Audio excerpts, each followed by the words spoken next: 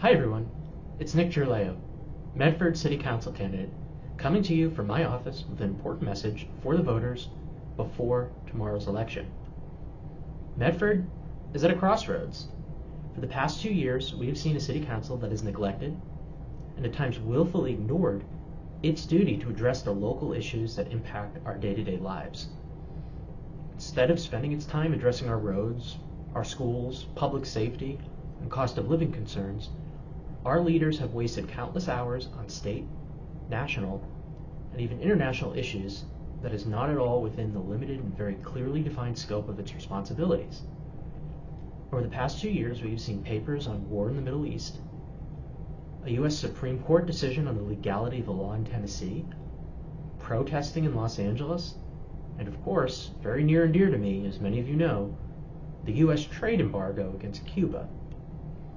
Ask yourselves, voters, is this what our city council, much less any city council, tasked with doing? Is this what we pay our councilors' salaries for? You certainly have a right to have opinions on what is happening beyond Medford. In fact, I encourage civic involvement at all levels of government.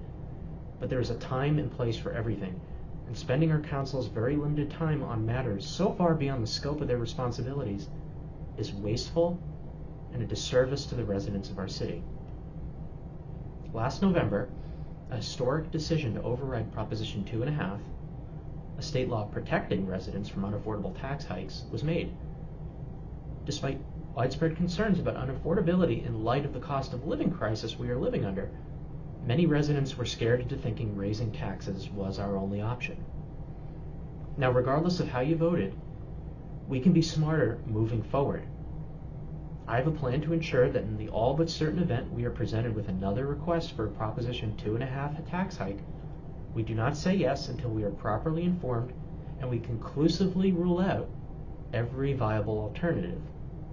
This means transparency about other options, such as our city's large supply of free cash and grants for short-term spending needs, better budgeting and smarter pilot agreements for medium-term needs, and new economic growth for long-term needs. My priority is to shift the burden of paying taxes away from residents as much as possible to keep people in their homes and Medford affordable. Additionally, it's no secret that zoning has become a critical issue this election. When residents became aware of that the proposed amendments to our zoning ordinance would fundamentally change the appealing character of our communities, they spoke up in large numbers to ask important unanswered questions and voice opposition. This inspiring public mobilization showed that when people speak up, positive change can happen. The mayor called for a slowdown in response to the outcry and set certain terms in order for our contract with the city's zoning consultant to be extended. I count myself among those who believe the process moved too fast, and I will unequivocally state to all of you that I do not support the current proposal as presented. We do not have sufficient information on how the changes will impact access to essential city services, such as our public infrastructure, our schools, and our first responders. We cannot make an informed decision without this info.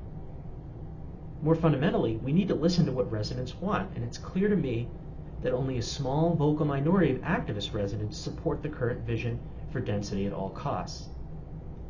I've always believed our time would be much better spent on commercial.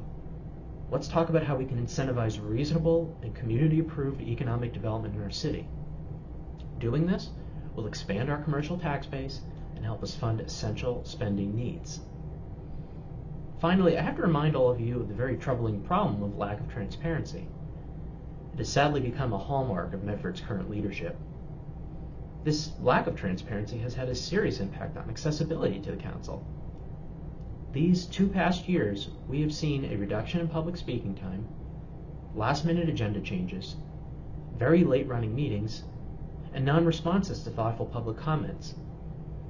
The tone and tenor of our meetings has also taken a turn for the worse. Councilors have laughed at members of the public and made baseless attacks on their character. Councilors speak at length, often in a verbose and grandstanding manner, at the expense of time that could be spent hearing from you. Residents should not have to wait all night to speak on a local issue.